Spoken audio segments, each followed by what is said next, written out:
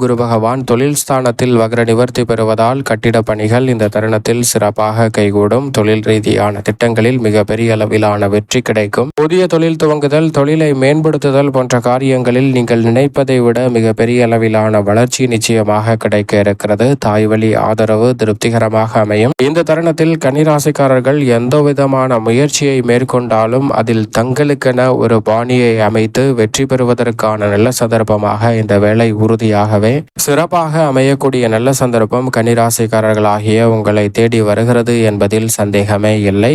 கணவன் மனைவிக்கிடையே இருக்கக்கூடிய கருத்து வேறுபாடுகள் நிச்சயமாக விலகும். குடும்ப உறுப்பினர்களுக்கிடையே ஒற்றுமை கிடைப்பதோடு மட்டுமல்லாது மிக பெரிய அளவிலான சிக்கல் என்று சொல்லப்பட்ட பல நிகழ்வுகளுக்கு நல்ல தீர்வு நிச்சயமாக கிடைக்கும். குரு பகவான் வக்ர நிவர்த்தி பெற்று பலம் பெறுவதால் இந்த தருணத்தில் புதிய ஆர்டர்களும் ஒப்பந்தங்களும் நிறைவாக கைகூடும். பணி நீக்கம் செய்யப்பட்டவர்கள் மீண்டும் பணியில் இணையக்கூடிய நல்ல தகவல் கிடைக்கும். அரசாங்க அனுகூலமான பல நன்மை நிறைந்த வாய்ப்புகளும் சந்தர்ப்பங்களும் இந்த தருணத்தில் சற்று தாராளமாகவே உங்களை தேடி வருகிறது. பொது வாழ்வில் இருப்பவர்களுக்கு பொறுப்புகளும் எதிர்பார்க்கக்கூடிய நல்ல மாற்றங்களும் நிச்சயமாக கிடைக்கும். திடீரென விரயங்கள் ஏற்பட்டாலும் அவை உங்களுடைய வாழ்வில் மகிழ்ச்சியை ஏற்படுத்தும். கலைத்துறையில் இருப்பவர்களுக்கு எதிர்பாராத திடீரென சிறப்பான வாய்ப்புகள் நிச்சயமாக இந்த தருணத்தில் வந்து சேரும். குறிப்பாக பெண்மணிகளுக்கு அமோகமான யோகம் உறுதியாகவே உண்டு.